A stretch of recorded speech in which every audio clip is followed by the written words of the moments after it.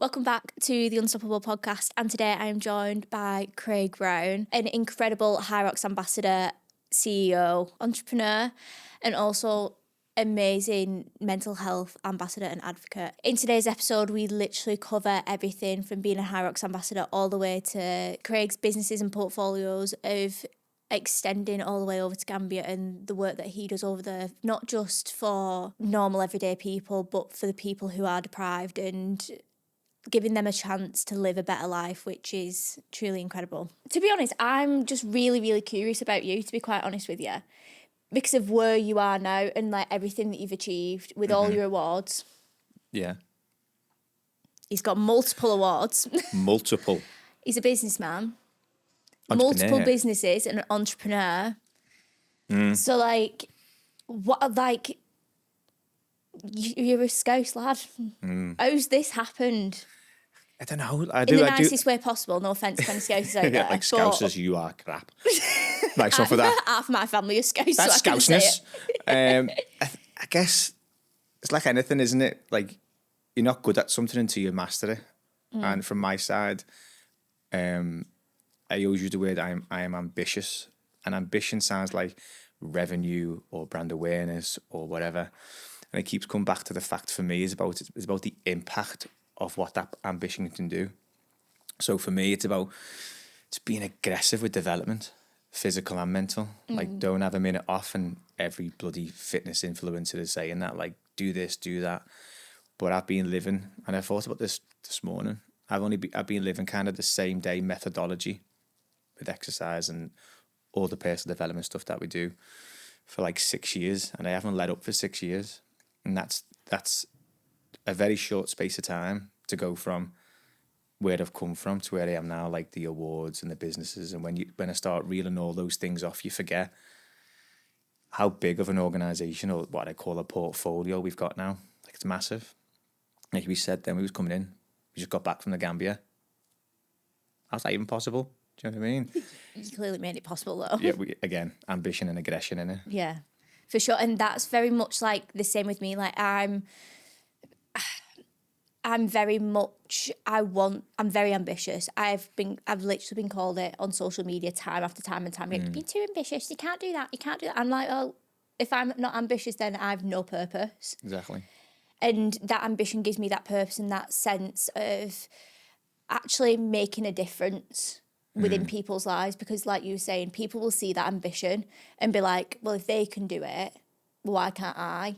It's about, again, don't get me wrong, the companies that I have developed, grown from literally nothing, I'm not saying it's the best thing since sliced bread. We're always ambitious, we want to do more, want to grow more, want to get more money, so on and so forth. But where we've started our companies from to now, I say this all the time and it's dead cliche, it's like we're just scratching the surface. And it's probably like similar to you with the ladies that you support and the team that you've got. And again, I think you can develop ambition. I believe you can. But I think it's also a fundamental foundation of like, why have you developed that ambition? Yeah. Like from where I've come from to where I am now, I had to do that just to fucking survive.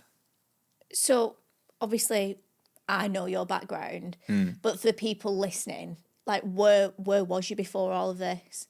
So 7 years ago, I was a really bad drug addict. Like, and it's not just like having it on the weekends. Like a lot of people in my world are, where they take it on Friday, Saturday, Sunday, have a bevy, back to work on the Monday, and then they find fitness and everything's like improved. From my side, I was having it taking cocaine probably every other day. And I wasn't earning any money, so I just fuel that fund. And then the drug addiction spirals your mental health out of control. Then I was a good 7 stone overweight, so I wasn't as attractive as I am now. Back then, I was really... There's images out there like that. I just looked really horrific, ultimately. And then because of all of that, mental breakdown, addiction, feeling sorry for yourself, I ended up becoming homeless for a good 12 months, from rough sleeping to couch hopping to trying to get in people's houses and them turning me away. And it's there's a lot that goes into that conversation. It's not just drinking and smoking. It's where am I going to go tonight? You try and message people and everyone blanks you, so you're just sitting in a bus stop for like 2 days or whatever. So that is a very quick snapshot to roughly 7 years ago. And I've only really been drug free since February 2021. So it's not that Not long ago at all. No, people think it was years ago, and they see me now and they think, oh, he's a typical Scouse lad and he does fitness and he's got a beard and he does this. Like, no, for me, like every day's a grind, physically and mentally, to stay normal, to stay in charge of a business that's growing rapidly and developing a team and looking after their well-being and looking after the members' well-being and your clients. But if I don't stay on the straight and narrow, what I keep telling myself now is that it will affect everybody because people's wages and support network and everything else. But yeah, only February 21 is when I became clean, let's say. Yeah. And I think for people listening, it's such a wild story that like 7 years ago. Like that is, like for me, I didn't realise it was 7 years ago. I actually thought it was longer than that. No. Now, to me, with someone who's been brought up with an alcoholic mum, for me, that was like, if she could potentially even have had a conversation with you now, or see people now doing such an incredible thing with their life from literally being at rock bottom to where they are now, maybe that would have given a kick up the arse. And I know it's all through choice, and it always comes back to that choice, because very similar to you, I could have quite easily have gone down that route because I did go through a spell in my life which did involve certain substances. And I would use that to mask and just kind of make myself feel like I was fitting in with things. And it was in COVID and I was just like, I just don't want to do this anymore. So I use this word all the time. I know I'm an anomaly. Yeah. I truly believe that. And it's not like a glorification. Like, look at me, I'm an anomaly. No, I don't believe it like that. Is that every single person who was in my life at that time period, these are dead or in prison. Facts. Don't get me wrong, I've got close friends now, and there's only 2 of them. I only see them every 3 months because of business, baby, everything else like that. But for me, I need my circle closed, because if I had to remain the anomaly and keep that ambition, then those anomalies, you being one, to divert away from other things that could have easily went wrong in your life. If there's no such thing as an anomaly, thousands and thousands and thousands of people will struggle.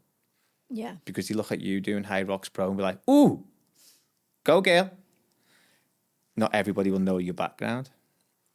And you look at my, let's say, last 10 social media posts, it looks about vanity, my top's off, my arms are out, sometimes playing with the billy to get the emotional regulation of mums like, oh, isn't he a nice dad? But really, every single thing I do is about supporting those that are either struggling with mental health, physical health, addiction, domestic abuse. Think of a health inequality or whatever that looks like. That's my ambition, and I don't deviate away from that, because I know every single person that was in my life back then, not around. Yeah. So there's a reason that I'm here, ultimately. Yeah. No, I agree. And like, it's a feeling you get inside of you, isn't it? Defo. And I don't think a lot of people understand that feeling. There's a feeling inside of you which is so strong of like, I need to do this, or I need to say something, or I need to speak up about this. And you'll see across both our social media platforms that we both do speak up quite openly about probably topics people try and dance their feet around a little bit. Pisses me off, that. Yeah. I'll be honest. Like, I do believe more people speaking about whatever the health issue is, mental health, addiction, it's important, because more people see it, the more they feel they're not alone. Of course. So then on some positive ripple effect, they will benefit. But I don't like being negative. But what I don't like is people speaking about when they've got no real lived experience in it. I agree. That's to me anyway.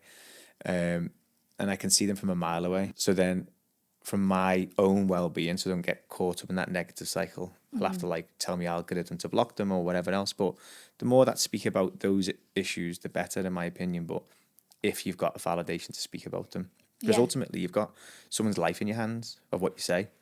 100%. And it's like, I'm not obviously a qualified professional in any of sort of Even am I. Neither are we. Neither am I. But we speak from a place of care, compassion, and also as well, like, get your shit together. Yeah. We bully people to improve. Like, do you know what I mean? I say this all the time. Like, I bully people to improve because if I see lots of people as parents, and now I'm a parent, I'm very passionate about being a parent. 7 years ago, Craig, there's no thing of a Billy ever in my life. Billy's my son. But now he's here. I can't think of anything other. Yeah. So the fact that I see some people doing things they shouldn't do when you've got families, again, it's coming, you're a role model to your team, to your girls, to everyone who's around you. If you're off for a day, which is, we do put a lot of pressure on ourselves, but if you're off for a day, you're lowering your standard around your team, ultimately. So when I see people, in my word, being a bit of a dick, I like to hone in on them people because they're doing it for a reason. They need support, they need guidance, they need motivation, and also a bit of to be bullied a little bit to improve. When he says bullying, I mean that in the best way. in the best way, just a heads up. They're not like, yeah. He's not picking on him on purpose. No, I'm not like meshing people going, hey! No. No. But like, it's just calling people out. And I think some people need it. You can compassionately bully people. That's what I might start saying. Compassionately bullying people. But then everyone when I'm bullying somebody, they've already came into our service, which is a big network. So then they've actively self-referred or got referred by the NHS or Public Health England or any one of other 15 different pathways. So once they're in, we've got them to support ultimately. So is that how it works with obviously your businesses? You've got direct referrals from like the NHS, mental health everyone. team. So I could be here for hours. I'm probably discussing the amount of referral pathways, but the top ones are NHS, Public Health England, Youth Justice Service. So we get a lot of young people through our service who are before going to prison and are just on the wrong path, similar to what I was like when I was younger. Self-referral, so people just see us on social media. And then we've got lots of other businesses that refer people who are struggling with their own health and well-being in the business. And then massive NHS foundations as well. They're like the top 4 or 5. Just a few names, isn't there? Name drop a few. Just a few. Just a few. But there's hundreds. It's mad. Yeah. But And again, I think it's incredible what you're doing for them young people. Most of like obviously the older people as well, but like for the younger people as well, to see that there is light at the end of the tunnel and there is a way out. Like sometimes you can choose your hard now, or you can choose your hard later. And I say that, I love that word all the time. You said it like 6 times now, and I say it to everybody. It ultimately comes down to a choice. Yeah. And I think a young mind is a developing mind. Even now, I'm 35, I'm still developing as a human being. Developing as a dad, developing as a partner, developing as a business owner, developing as a mentor, whatever. But a young person is so supple to whatever they do. And the amount of young people that we get through the police or a care service or anything else in between is massive. So you have to be really delicate with those young minds as well. And there's a few of them now that are coming through to do HYROXs, which is amazing. And our company's paying for them to do it because they haven't got much money to earn ultimately. But 6 months ago, they didn't even like walking on a treadmill. So the fact that they've really turned on that brain for development rather than just physical activity is quite amazing. And I think obviously we're both HYROX ambassadors. Forgot to mention that, didn't we? Yeah. We're both HYROX ambassadors. But I think what HYROX is doing for a lot of people is giving me purpose. Definitely. So obviously for them young, do you get both male and female? Yeah, so we have 16 plus male and female from, think of every walk of life referring to us. And we've got like 3 or 4 young people now that I think are capable of doing one well for themselves, which is fab. Yeah, 100%. And like, obviously for them, again, it comes back to that purpose. So once they've probably got addictive personalities like us and everybody else who does HYROX, Definitely. it'll give them that purpose again to be like, I don't actually want to do that. And I think it's all like, people throw this word around a lot, and now so do I. But I when I say community, I see it as the Rage Fitness Wellbeing group community, the Calm Coffee group community, and everyone who comes in that thrives because we compassionately bully them to do that. But then when they see progression and see like, well, yeah, I can walk on the treadmill for 15 minutes, now I can run on the treadmill for 15 minutes, and you go, well, can you do half a sim, for example? And they feel how freaking challenging it is. They get addicted to it.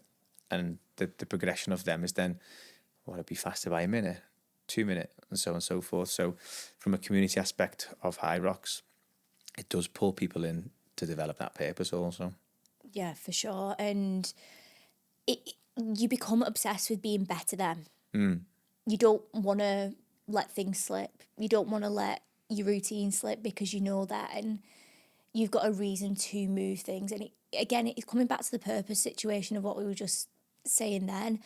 And I feel like my direct purpose is, like you were saying, to be that anomaly where people didn't think they could do sport. I didn't have a bad upbringing, but I had a, what do they call them families? Dysfunctional family. It was definitely dysfunctional. I'm laughing because it's me. But again, that's created the anomaly. Exactly. And that's what I feel like my purpose is within all of this. And HYROX is just allowing me, and so many other people, which you will see as well, to achieve things that they never actually thought they could do. And they're actually, I'm blowing my mind, to be quite honest with you. Yeah, but the HYROX Pro, like, that's astonishing. And as you can tell, I'm quite confident in myself, and I did a HYROX. I'd have Craig in a race. Yeah, definitely. I'm not even denying that. Like, she would. And I did a HYROX Pro, and I was like, yeah, easy. It completely changed my life in every aspect, because I did it, and I was like, as again, when you do hard things, so I do mixed martial arts and I fight, and I'm used to that space now. I don't mind getting kicked in the face. I love it. When I did that HYROX Pro, I was like, I asked that question that we all maybe ask: Why am I doing this? Why have I chose to do Why this? am I here doing this? And I asked that question on the sled push. Oh, it was God's 2 stations in. No, come on, you've got to give it to the burpee at least. No, and I was like 2 stations in. I was like, wow, like why? And I got the sled down to the end, and I stood up and turned around, went to push it back, and I was like, it's not moving. It's not moving. And I was thinking to myself, do I just walk away? Do I just stop? Because I was like, every single fibre of me was like significantly overwhelmed. I don't know why, it just was. Considering it was my first HYROX as well, so I haven't done one. Yeah, that's another. Oh my God. That was another problem. Just jumped into the deep end. I didn't build up. You don't do anything by halves, do you? No, we're very similar. We've discussed this, haven't we? So I didn't do a relay. I didn't do singles. Didn't do doubles. Didn't do doubles. Just did pro, and it was really, really stupid. But again, it's about finding that strength, isn't it, and the resilience aspect to it, and all the things that every single people on podcasts say. But I firmly believe I've got it deep down inside of me, as have you and all the people that are around you. And I think since I've done that HYROX, my businesses have developed massively, because I realised after 2 stations, I still managed to run around the track for an hour and a bit. Crazy. Try a HYROX Pro. Well, yeah, and it's like, to be fair, I weren't that stupid. I did doubles first, and then did open. I am. I did doubles, then I did open, and then I did. I find it mad. I accidentally got into World Championships because my friend's partner broke her arm, so she couldn't do it. Oh. So she's like, do you know anyone to step in? I was like, me, absolutely. So I did Worlds my first year of racing, and it's obviously, when for a lot of people, you don't realise that if you qualify in open, you automatically go into pro. There's no open at HYROX Worlds, it's just all pro weights. From 3 weeks into training, we then realised it was pro weight, so it was like, bear in mind you've got a taper week in there, it was like 2 weeks to like dig fucking deep. That's a heavy 2 weeks, that. Dig deep, and you've got to push. We got a 116. Amazing. A 116, which is insane. 116, that's mental. On 2 weeks, really, of graft. Proper, like, we've been training together for like 6-8 weeks-ish together, once a week, and then 2 weeks out before taper, we then realised it was pro weights, and it was like, right, fuck. Yeah, got to start lifting heavy kettlebells. Got to move this now. But we absolutely smoked it. I did have a panic attack coming off the ski, though. I'm not even going to lie. I love all these little like gems you have about when you races. I love it. Makes me day. Honestly, I had a panic. I'll show you the video. I was white. What was the reason why? I just went too hard. You went too hard in the ski. Everyone does it, don't they? Dickhead. Even the professionals do it. I was that dickhead. Learn from my mistake on that one. And that's every single thing. If they're not, I've got lots of PTs in my business, and I've developed every single one of them come from lived experience similar to ours. I call them mini monsters. We've got a lot of amazing people in our organisation now, based on sheer will, and they've got lots of different clients. And as soon as someone says, I'm doing a HYROX, that's the first piece of it. Don't go hot on the ski. That's what I say to everyone. I say to everyone, don't go hard on the ski. And you go, why? And I'm like, don't. Try it and see what happens. Do you know what I mean? That's funny, that though, like having a panic. It's not funny. It's not funny. It's not. Cheers, Chris. It's not funny. I don't wish to anyone have a panic attack, because I've seen people have panic attacks. But after the ski, honestly, heart rate went to 220. No. I swear it's got. Was you wearing the strap or just a watch? My watch. So it's. But still, it was 220 on my watch. To indicate it's high anyway, Christ. isn't it? Oh, and I felt it in my chest, let me tell you. So just breathing helped? Walking out the rock zone helped? Or did you... My partner was just like, keep running. I was like, okay.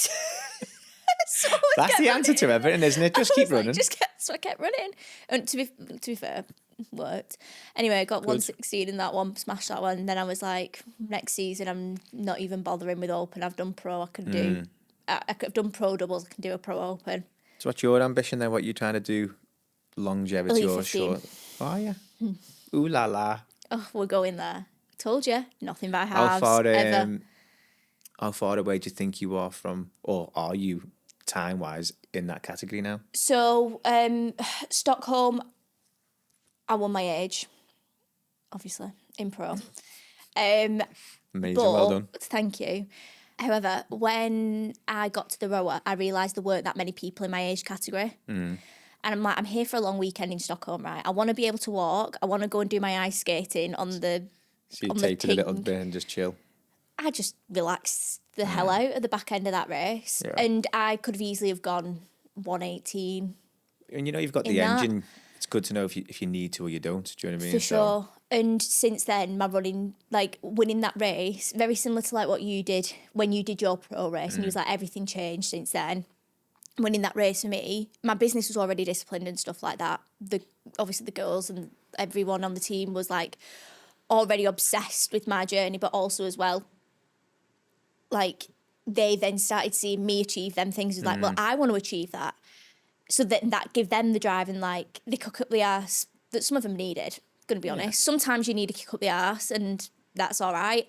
And everything in like that is just like completely leveled up even further, which is what I love. And in terms of my training, wow, like RJ coaches me now.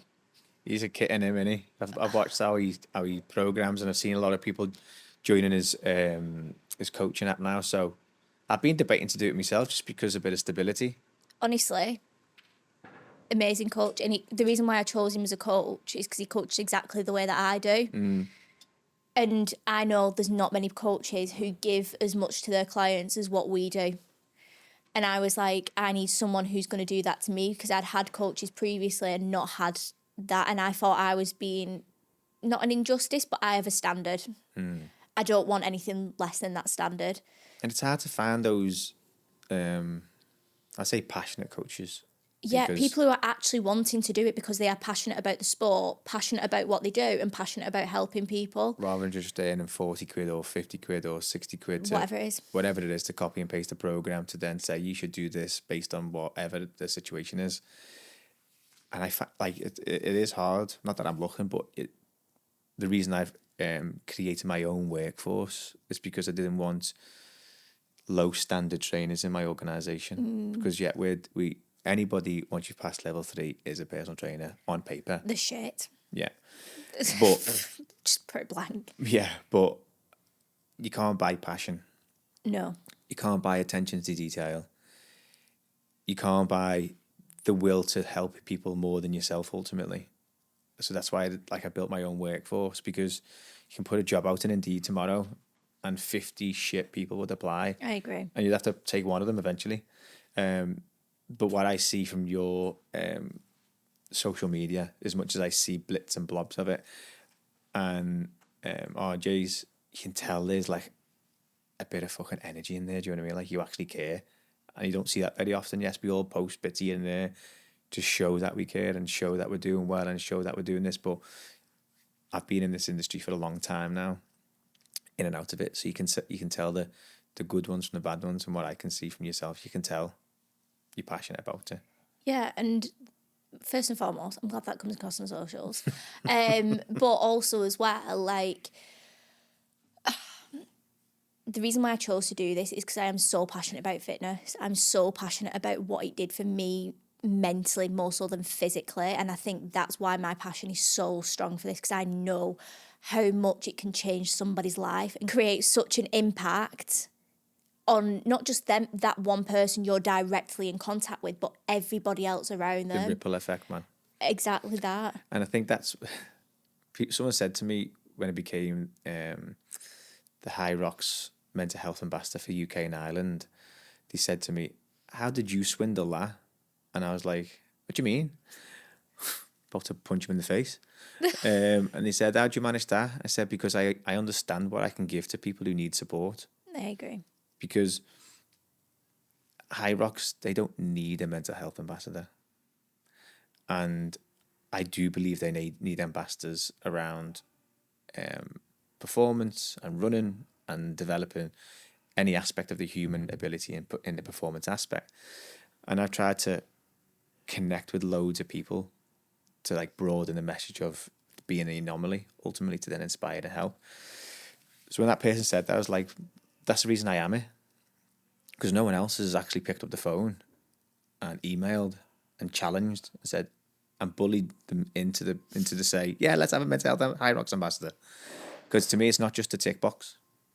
Because your journey, and I've listened to it on the podcast, and other people I am willing to come on a podcast with that I've done in the past and in the future, they have to be aligned more so from a mental well-being model and incorporate physical fitness to get the outcome. Yeah. And you do that. And HYROX do that now as well, which is great. But yet, from an ambassadorship, I was relentless at trying to get that title to then impact more people, to get into fitness, to improve mindset, to reduce drug addiction, physical activity, improve that. I was relentless in that aspect. Yeah, and I think you'll have opened a lot of people's eyes of being like, God, maybe I can do this. The amount of messages I got when they announced it, you must get a lot of messages from like inquiries or this or that or whatever. You know, it's another job in itself, isn't it? Yeah. Which to me, I don't complain. It's a blessing because you're reaching people in Canada, America, all over who from my side, are struggling with some level of need. But when they announced it was like, what, May, June, July last year? Can't remember now. It was July. I got loads of messages around specifically mental health and a bit of other bits. You're reaching more people who would just be isolated on their own. And I still know every one of their stories, as in where they started to where they are now. Some have completed HYROXs, some haven't. Just because they put out a mental health ambassador. And then I got loads of messages about it, which is a great thing because more people got support. Yeah. And so I'm 2 years now on the ambassador team. When they first come to me, I was like, is it a scam? I literally turned around to it. Is it a scam? I turned around to Cal and was like, are they like... Why do you think it was a scam? Because I was not the ideal. I was not the ideal. Yeah. Not the typical ambassador. What you'd think of a sport. I get that. However, I am now, for sure. And I wouldn't say I'm like the typical ambassador. I'm a typical HYROX ambassador. Does that make sense? That makes sense. Yeah. Does that make sense to everybody? Yeah. Because I don't think HYROX has an identity. And I agree with that. Absolutely love that. Because what is the typical athlete now? I think from my side, it's anybody who's willing to push themselves beyond physical and mental pain. And I think a lot of people are in that remit now. I agree. 110%. And just touching when we did the Ambassador Day, Go on. I was a bit nervous, Nelly. Oh. And I was a bit like, I don't get nervous. It's more of like, I'm not a typical athlete. Do you know what I mean? I've got love handles, eat chocolate bourbons. Multiple packets of bourbons. Shh. If any chocolate bourbon company want to sponsor me. To me, I think I'm beyond that aesthetic aspect. Don't get me wrong, I look good, but I'm not really that fussed about times as much. I'm more about being present for those that need me, and especially Billy. So when I went, I was a bit like, it's got to be all young whippersnappers. Do you know what I mean? Whippersnappers. They'll be a certain way, a certain look, and that's me. Confident Craig. But then I went and I was like, just like me. Some are younger, some are in a better condition. RJ's got bolder shoulders. Do you know what I mean? I'll never compete with you, will I? But everyone was really lovely and everyone really quite down to earth, weren't they? Yeah. And I think the HYROX team, I've picked amazing ambassadors for this year. Agree. Like, they're all phenomenal in all different ways. We're all trying to do our bit to help people, ultimately. And that's the power of HYROX. Even me missus, she's done HYROX, but she hasn't had consistent training. Again, being a mum, trying to grow the business with me, having her own challenges. But then when she started to stand up for HYROX, I give her that 12-week block of being consistent and give it her purpose. So if we can do that for Charlotte, it can do it for anyone, I think, ultimately. We coach multiple mums on our team. Like, I would say the main base of our client base is mums. And mums need support massively. Like, they're so important as a human being. I feel like a lot of mums lose themselves. I can completely agree with you because the amount of people that we see. So yeah, I think, and having an inspiring women team or organisation that they again feel part of is critical, isn't it? Yeah. And it's like, I'm not a mum. I've no intentions of becoming a mum. Yeah. Craig, come on. I'm going to Chicago, Craig. I haven't got time. I haven't got time. I haven't got time for kids. Bear in mind, I'm 23. Yeah, you're only a whippersnapper, aren't you? Whippersnapper, here we go. This podcast could be called Whippersnapper. Literally. But I have literally no intention of doing that because my life was being a mum to my mum. I know. So I don't want to be... Not right now. If it happens, it happens. But right now, it's just not on my agenda. Right. But I say my girls on our team are like my kids. I don't baby them, but I do care about them so much. I know about every single one of them. I know exactly where they're at, whether they're being coached directly by me or one of our other incredible coaches, Kirsty or Chloe. Like, I know exactly where they're at. I know exactly what they're doing because I care. And if I can help them in any way, I will literally do it. Because, like you said, sometimes some people just need someone just to be there. Mm-hmm. And I don't think enough people understand that if you just speak about something, it can prevent a whole series of events. Oh, yeah, massively. Like, for an example, the amount of people that either message or call or get in one of my companies, it's a lot daily, like new people coming involved with it. And I had a fella 6 weeks ago, I won't give too much information away, but he worked for very much in the public eye, in a very specific role, with lots of influence around people. But he was struggling massively with addiction. And you look at the person, you think, he's got his shit together. And the amount of people that person would affect, and the biggest thing or person he was affecting was his missus. And his missus they've got 2 kids. And then I believe trying to stop, people love this word, try to stop the trauma being passed down to children and children and children. So what we did, we've stopped him acting in a certain way and how he was speaking to people and what he was taking and what he was drinking. And then that female, the mum, has been able to blossom and go and do other bits and bobs. So then now she's training for a HYROX and he's been sober for 4 and for nearly 5 weeks. And then you can see the energy in the kids becoming a lot lighter and a lot more playful. And the only reason we got in touch is because he messaged me about seeing a post of what we do and then again how we then support. But ultimately what was holding that entire unit together was the mum, his missus.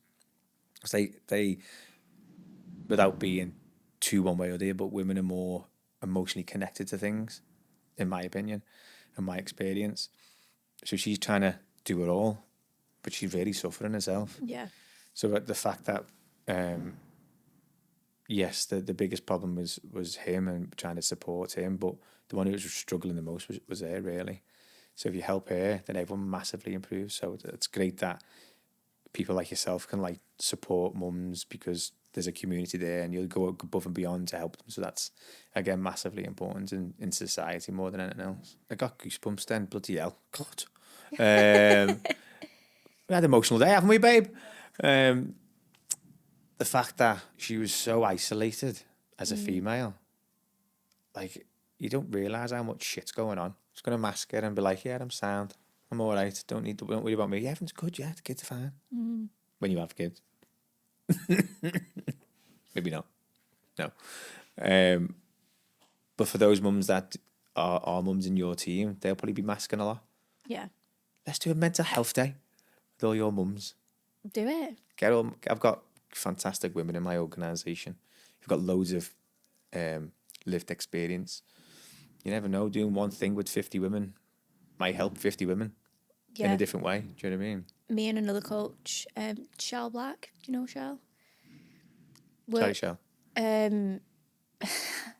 She works at Hybrid Performance Centre up at West Orton. Oh, I've seen them.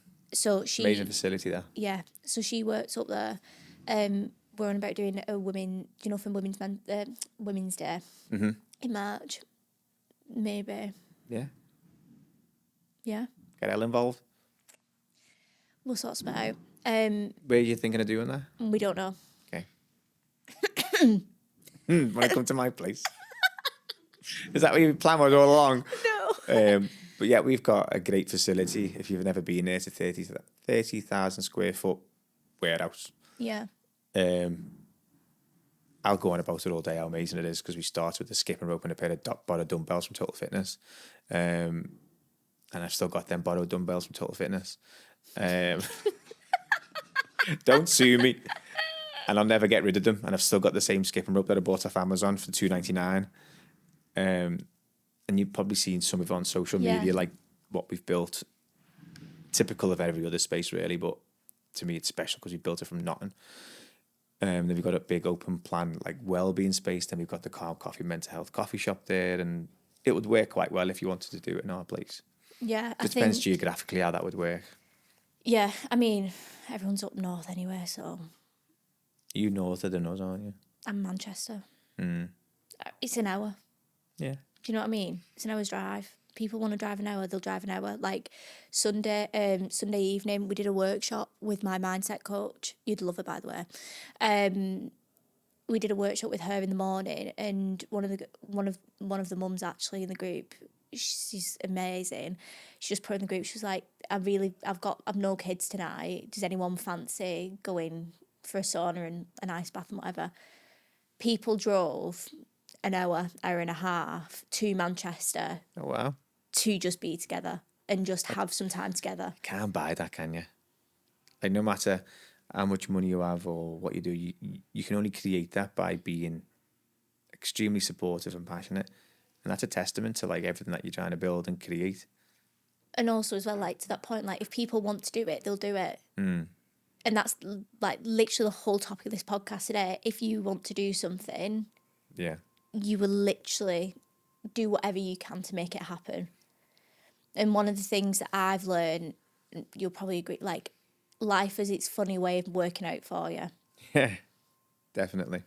Because it can either, well, again, it's the choice. Life will deal its cards to you. It'll throw something at you and be like, right, which way do you want to deal with this? And I think from my side that like, I love like speaking to people, start of anything, like mostly they come to me for one reason, like mental health, let's say. And I let them talk for 45 minutes to me. And all they'll do is talk about their excuses, ultimately. And it's a choice to choose those excuses. And then it's a choice to choose those excuses and then do something about it. Like, I believe I could quite easily still be a raging drug addict because I am deep down crazy. You might get that. Yeah. Okay. But I've used what I call, without being too cliche, I use my superpower with dyslexia, ADHD, to an advantage. And again, that's a choice. I could easily go abroad now. Let's go to Amsterdam. Go a bit mental. But I found, and again, as you say, it's funny how life kind of gears up for you. I found something that's more important than all that. It's giving what I know and what I've developed and who I am to other people, to then let them go and do whatever they want to do. But again, from my side, physical activity, mixed martial arts, fighting, HYROX, WODs, kettlebells, that's the foundation of like developing any opportunity that comes forward. Yeah. It's so powerful. Like it genuinely is so powerful. Like to know that you do have a choice. And That's a really good sentence. I'm fucking clever. I am clever. You're not a professional clever, but she's clever. Listen, I've got a first class honours degree in fashion design. Babe, use it. I haven't got any degree. But like, yeah, I'm actually very intellectually clever.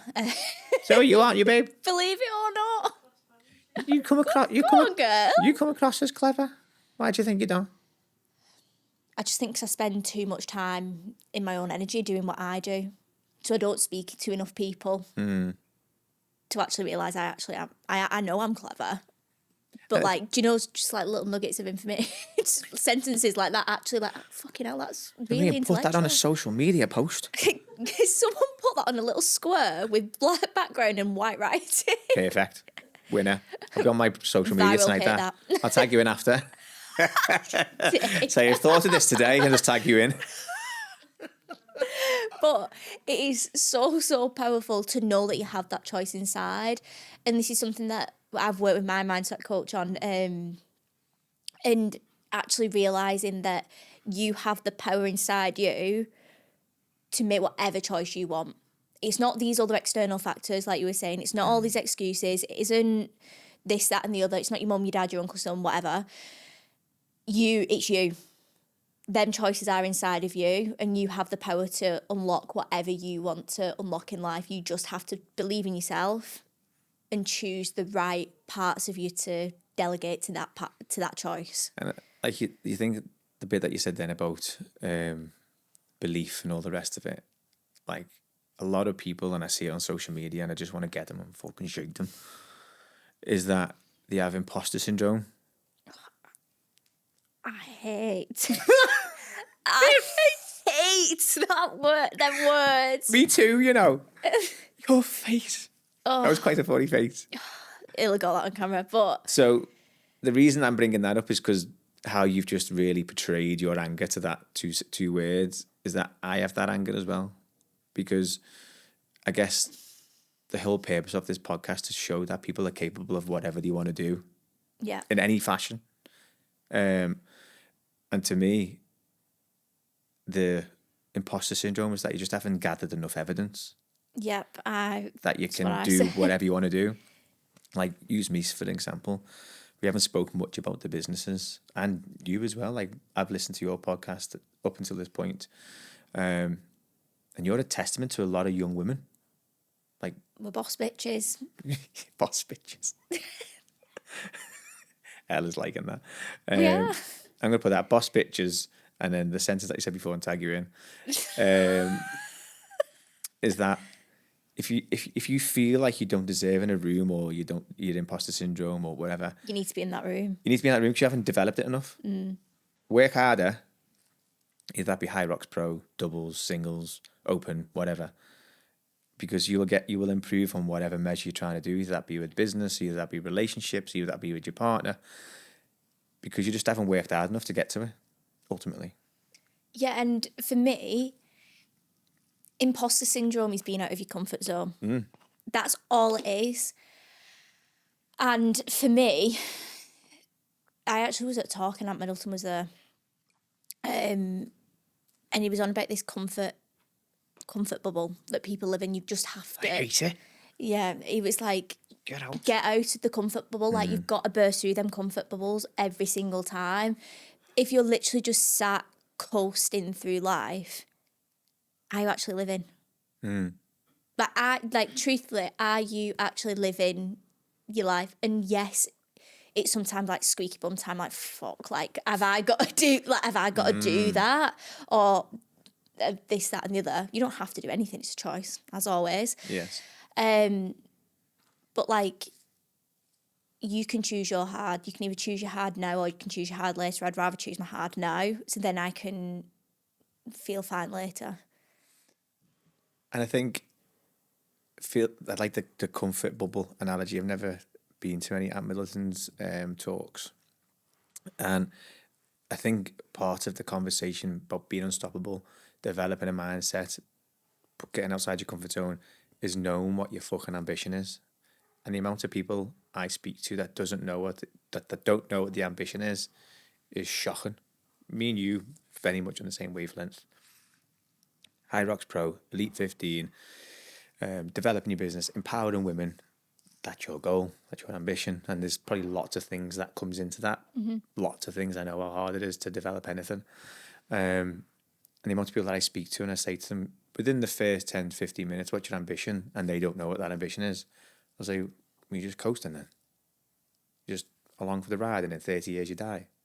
Like, for me, I get many ways of being fulfilled, ultimately. And I know what my goals are daily. Some of them I won't attain, some of them I will attain, and some I have attained. If you haven't got an ambition or a goal in any fashion or anything where you are, you set a goal, you'll automatically improve with mental health. You'll automatically improve with physical health. Massively. Even if it's just run 1K. Just something. Anything. Just do something. And I think this whole thing with purpose, I think some people don't like it when they lose the sense of purpose.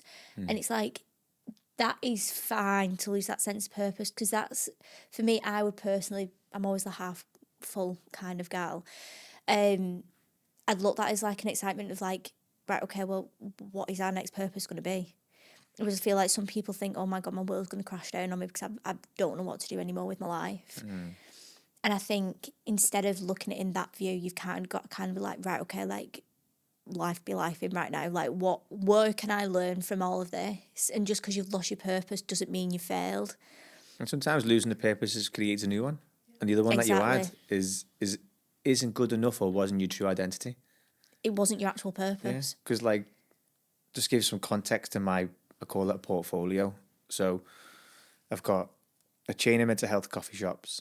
I've got an organisation that does gyms and fitness and wellbeing and mental health support in lots of different angles.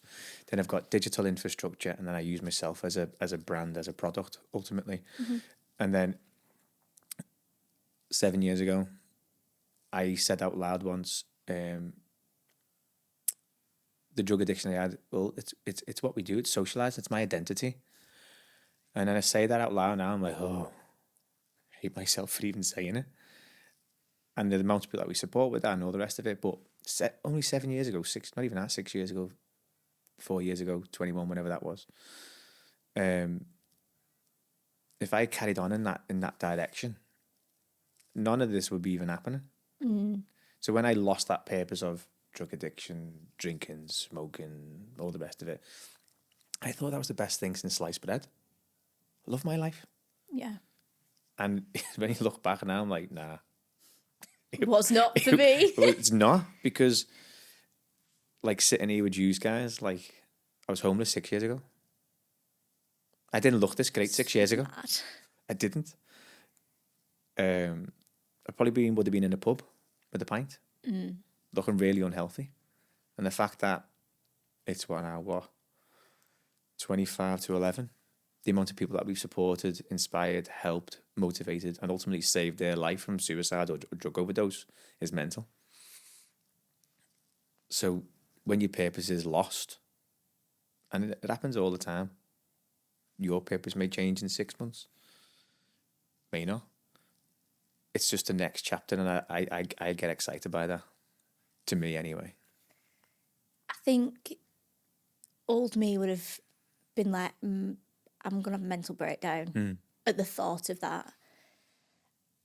But because I am genuinely so passionate about being an athlete, being a coach, being the best partner I can be to Cal, being the best person I can be for my family, and being like just that role model, like that's my purpose.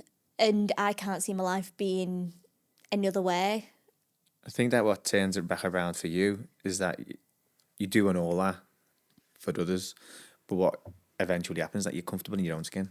Yeah. Because you're doing so much for others. You're like, yeah, I'm all right now. Because 5 years ago, I hated who I was. Maybe even 2 years ago. Like, massively. And I know how good I am. So that imposter syndrome, if you believe in it or not, it's not a thing, because I've got enough evidence. Got enough evidence of awards. Got enough evidence of amazing team. Got evidence of being a HYROX ambassador, or you lovely lot.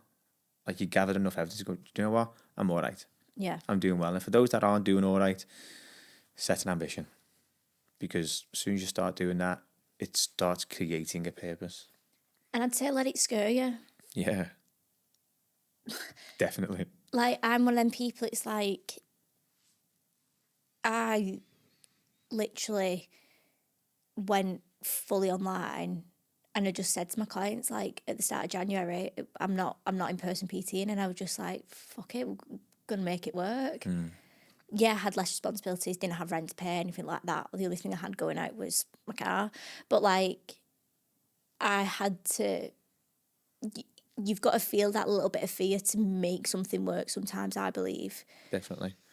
And I think that comes down with everything, doesn't it? Either that be business, personal life, going to America, trying to find X amount of money to get there, and then you just got to like drive it. Because if you don't drive it, as I said before, you're coasting. So I don't like coasters. In my world, anyway. I'm not gonna lie. I was on a podcast the other day, and I was on it, and I was just like, the people who we coach on our team, they're not coasters. They're not people who just want to do. It's all right. They're not people who just want to do something because everybody else is doing it. They want to do it because they want to do it, and they want to do well in it for them. Whatever and I love this saying, is to better their best. I'm going to take that one as well. Someone get me a book to write all when of these I things said in. these things, so Craig can't rob them. Yeah, trademark it all. Literally. And I think that's it from my side, is that when people like me or you or your team say they're doing it because they want to do it and they're not coasters, if you're listening and you're watching and that's pissing you off, You're a coaster. I would ask the question, are you completely fulfilled and are you completely happy? And it's not about being happy, it's about enjoying the ride, whatever that means to the listener, the watcher, the viewer, you. And even if it's 1% no or 10% no, do something about it. Or find something. You don't have to jump into the deep end straight away. Don't do HYROX Pro. Not for your first one, Christ. No. Um, And it might not even be exercise. might not be exercise. Might be, I don't know, first thing that comes to mind, write a book. I've been told loads to write a book, you know. I've been told to write a book. Lots of times I've been told to write a book. I'm like, don't want to. I'm not really interested in it. Do you know why I think I don't want to do? Because people are like, who's going to read my fucking book? It might take me hours to write, days, months, Years. probably with my dyslexia. I'm like, and I went to the shop, like, do you know what I mean? Like, who's asked about that? But he's got publishers on board and all that. I'm like, I'm not going to do a book. I'd rather do stuff like this, engage conversation. Do you know what I mean? Yeah. In my opinion, But that might change. might have a different purpose. It may have a different purpose. Might be. Potentially. No. Maybe. No. When I'm in the Spain and when I'm in the sun and I do kickboxing, Thai boxing, and he's like, just sit down for now, right? I'm like, no, I'd rather be on the beach with Billy. Yeah. That's my purpose. That's my ambition. That's what fills my cup, ultimately. Yeah. It's being comfortable with that as well. It's being comfortable with your own purpose and who you are as a person. To the outsiders, I'm boring as frig because all I want to do is go to Spain and sit with my son and then occasionally get kicked the shit out of me in fighting. But that's what serves me to then help thousands of people. And what serves you is pushing that boundary of decreasing those minutes and massively improving and being inspiration to all them women. Yeah. Funny thing, humans really, aren't they? Yeah. Very diverse. Very diverse. Yeah. I've literally just no words. Like, it's just blown me away. Like, this whole conversation has just been like, just been refreshing. Like, it's wild. Like, how similar we are in terms of like the mentality that we have towards ourselves, business, HYROX, the lot. And speaking to someone who's come from where you were literally 7 years ago, someone who was homeless, who was a drug addict, to now is just like, and I know some people are anomalies, but I believe, this is the thing, I believe anyone can be an anomaly.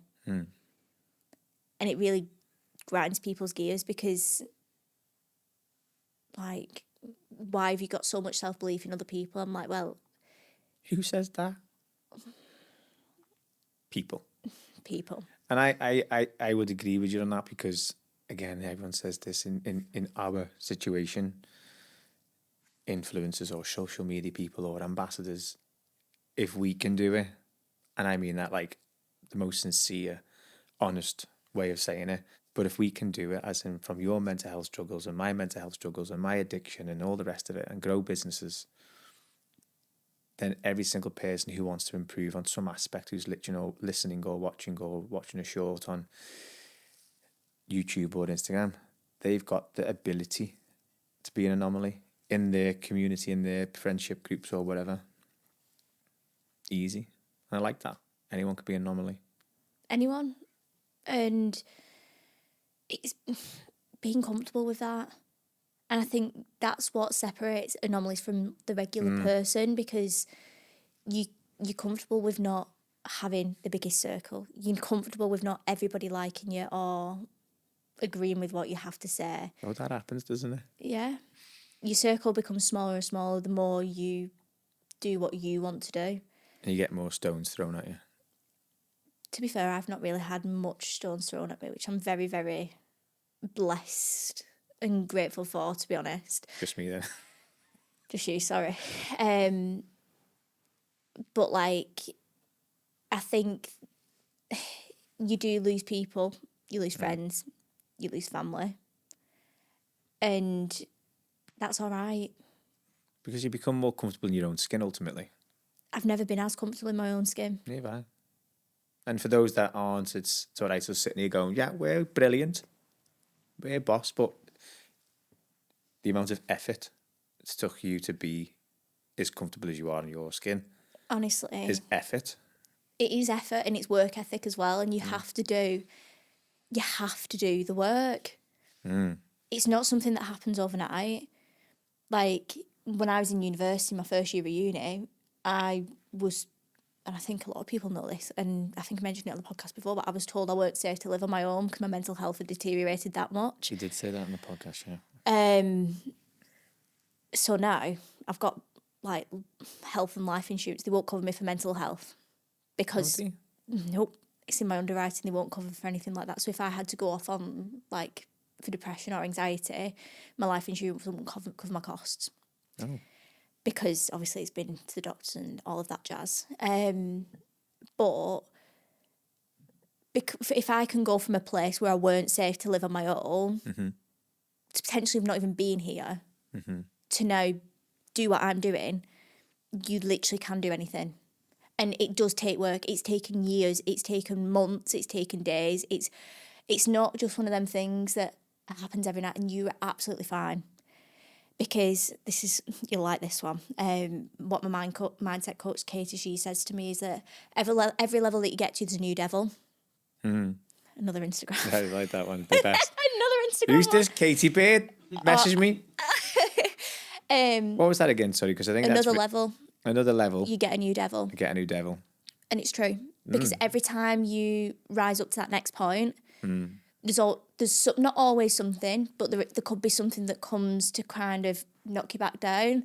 Because essentially that's what life is. Life is always testing you and giving you lessons that you need to thrive and ascend up to wherever you want to get to. And it'll throw its curveballs at you, and it's how you emotionally, mentally, behaviourally change the direction of that. And since, like, honestly, I could not recommend Katie enough, but like since working with her since July last year, the work that I have put into myself on a day-to-day basis, like what you see on social media is literally just a highlight reel, I swear to God. But the things that I've been through the last 6 months of the lows, the highs, coming up from the lows up to the highs, is just a wild journey. And it's like, if you don't enjoy the lows, you can't appreciate them highs as much. In life, I think I'm blessed now because I've so I'm a few years ahead of you, obviously, you whippersnapper. Is that I'm maybe 10, 15 years ahead of you in career, let's say, even though my businesses have only been operational since 5 or 6 years. But personal development, I think you're always developing personal development, even when you're never done. No, even in the extreme lows of when I was homelessness and drug addiction, I was building a solid foundation of adversity to, if I go into a meeting and someone says no to a £2 million contract, don't worry, mate, I'll get it next year. That's my mentality. No, you can't have that building. I'll get the building next year, mate. Yeah. Because you've got that resilience to create the highlight reels. You've got the resilience to go and speak to other people and empower them, because this is what I've experienced. This is what I've been doing. So I don't think personal development is ever finished, but from where you have been to where you are now, so every year you're getting on in your business, or every person you speak to, it's just building more and more and more and more energy to attack whatever you want to do or whatever you want to win, which I love. That's where you get the addiction aspect to it, really. Addictive personalities. Definitely. It is literally like a dog with a bone, and it's like, if you want something, you'll do what you can to make it happen. I think that's how Charlotte, my missus, describes me every day, really. A dog with a I'm bone. like a dog with a bone. I mean, it's fair. It is true, like I am relentless. It is fair. And I think Cal would probably... Agree for you. For sure. Does his head in? I feel like we should do something together. He's doing it! Fuck off! Don't put that on a highlight reel. You know what I mean? But like, yeah, I want some pasta. Like Al Capone. Crop in a little bow tie or something. Woo! Oh, gosh. But like, if you think about your community and my community and everything that we're doing, there's so much, like, just call it energy in there. Yeah. That can, like, just impact more people. Because I always say this, we're scratching the surface. Yeah. It depends how ambitious you want to be and what your goal is for the next year and so on and so forth. If you put two heads together that are very ambitious, and very passionate. World domination. I say that every day as well. That I do. Trying to be me. Excuse me. But like, High Life is what, like, my brand is a global brand. We've got athletes all around the world. Like, it's not just a UK based thing. So I believe 100% we'll have world domination, whether it's together or whether it's just you or just me, but we'll both have it in equal parts, to be honest. I'll have more domination. This is where the addictive personality and the competitiveness inside of us is like, You might be better at me around a racetrack. I'll say that on camera. She's probably much better than I at a racetrack, but business. No, it's not about being competitive. It's about collaboration and support. It is a collaboration. And I think that's where a lot of people in the industry see other people and like, oh, well, I know what that means. Do you know what I mean? I know what that means. Like, and they scale and like pull people down and like, well, how have you got that? That comes up a lot of the time. That was like I said, that's what people said to me when I got my HYROX ambassadorship. I was like, all right, sound. And these are people who are close to us, probably. Yeah. I wouldn't say close. He was just like... No, these are close to me. I was like, okay. So I posted it for every day for a week, like, fuck off. Did it every day. I didn't even want to do it every day, but I did it. Well, yeah. Just to wind them people up. And the thing is, like, I think there needs to be more people I think people give the fitness industry a very toxic, like, give it quite a toxic thing. Like doggy dog in a way. But it's not. I don't think it is. The people, every single person in the HYROX ambassadorship team, let's say. They're so supportive. Very, like, message, support, engage, let's do this, let's do that. I'm seeing Commando Charlie next week. Oh, I love Charlie. He's boss. So I'm going to go and see him. I'm doing a few other bits with a few of the others, but it just takes time, doesn't it, with their daddy and our daddy. But there is those out there that, oh, this is mine, and that's yours, so we're not going to do anything together, which it is in every business, I guess, in every industry. But so far, what I've experienced around HYROX and how we're growing, it's been very collaborative. Like being here, like doing this is amazing. And the thing is, one thing that I always say to myself is like, if they want to be in your world, they'll be in your world. Mm-hmm. And if they want to be in yours, they'll be in yours. People know themselves better than you know them. Mm-hmm. So you have no right to be like, you have to be with me or you have to be with them. If they want to flounce about between me and you or me and whoever or you and whoever, then let them be it because they know what's best for them. And give people the empowerment and the knowledge that they need to make that decision for themselves.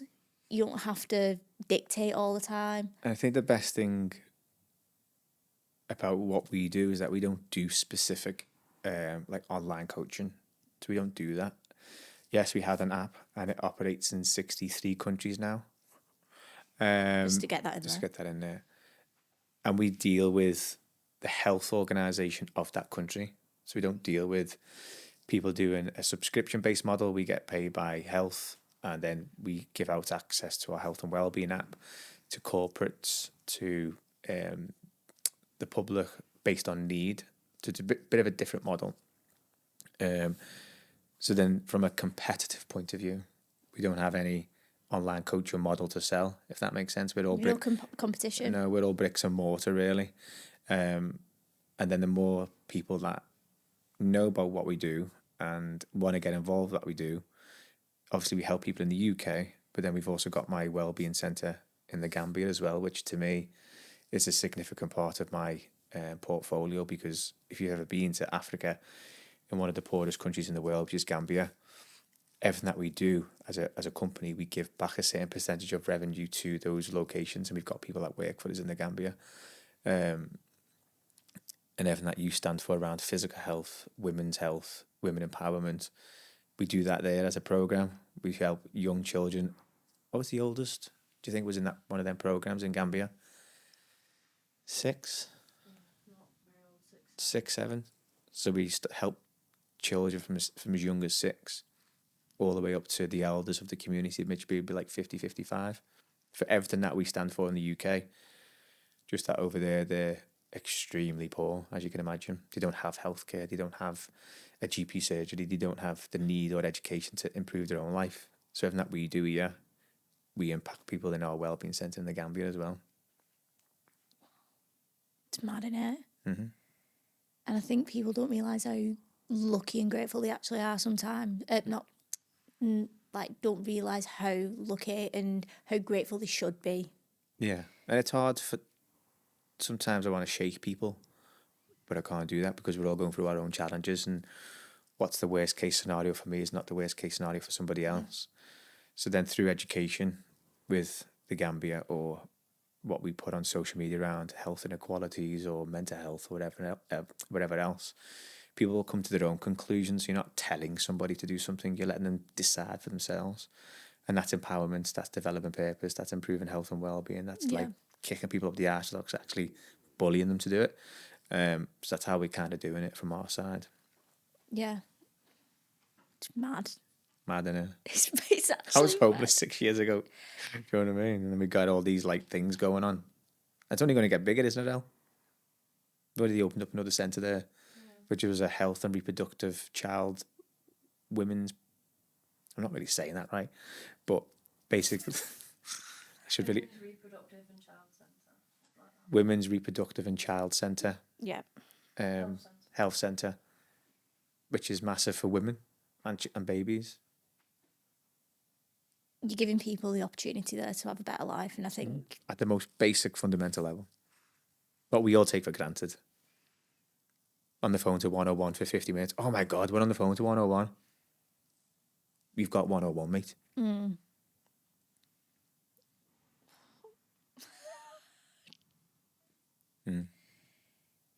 it's just wild. Like, if you're listening to this and like you are going through a bit of a tough time, just know that obviously like you can get out of it, and also as well like look at the bigger picture sometimes too.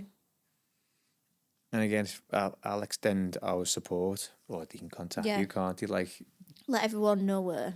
Yeah, if like anyone wants to contact us for anything around mental health or physical health, obviously you can contact yourself or us through our social medias, because I guarantee at least one person listening and watching this podcast over the next 12 months will have some need.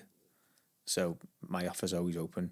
We get not hundreds of messages, but we get lots of messages a day asking for support. So everyone else is welcome to do the same. Which is where? Forgot about that. So across any platform, either that be Instagram, Facebook, TikTok, whatever, Rage Fitness Company. My personal channel is Craig_Brown_wellbeing. I will put these on like a... Yeah, put them down. And then our email address, if you want to go really official, is info@ragefitnesscompany.com. Our website is ragefitnesscompany.com. Then I would go into all the other businesses, but that's kind of where all the traffic comes through. Yeah. Yeah. Thank you for coming on today. No, thank you very much. I've enjoyed it. Good, I'm glad. Really enjoyed it.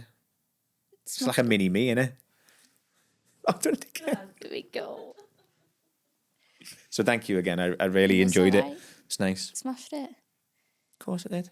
Obviously.